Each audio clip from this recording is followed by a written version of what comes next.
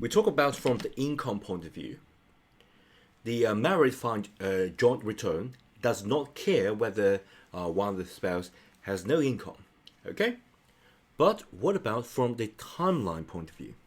Okay, here's the timeline. So normally it's just like January the 1st, right? January the 1st all the way to December the 31st.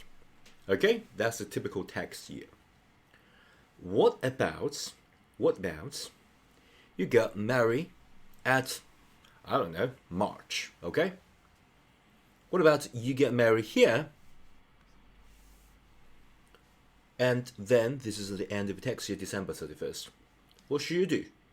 Right? If you want to do this the married filing a joint return, you can do that. Because basically you just look at this time, right? December the 31st. And at the end of that tax year, at that day, right, the last day of that tax year, are those like both spouses married or not? Okay? If they're married, they're qualified.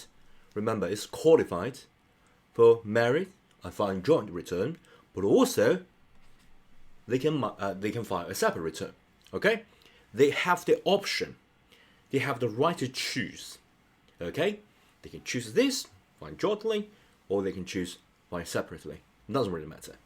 As long as at the last day of the tax year, they're married.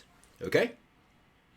And if they're married at the last day, okay? Some like extreme scenario. They just get married, okay? But legally, they got married on December 31st, okay? Can they do that? Yes, they can. And you know what? The amazing thing about married and filing the joint return is that from this day all the way back to the January 1st, so basically the whole tax year, they're going to be treated as if they're married and filing jointly. Okay? Even though they get married at the very last day of the tax year, they're going to treat the whole tax year as they're married together. Okay? So yeah, that's the amazing thing about this.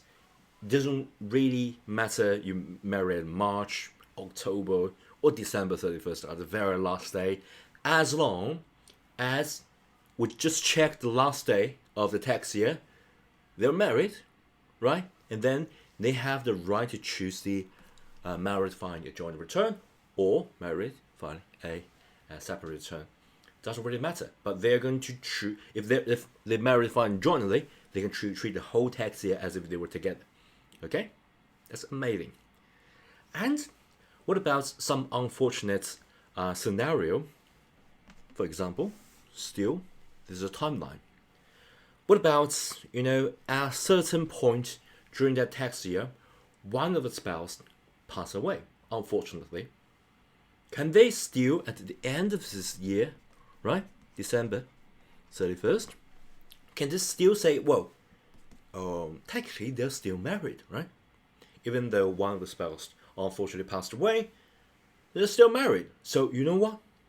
At that year, at that specific tax year, when one of the spouse passed away, as long as there's like a very big but here, but you need to make sure that the surviving spouse do not remarry. Okay, do not remarry.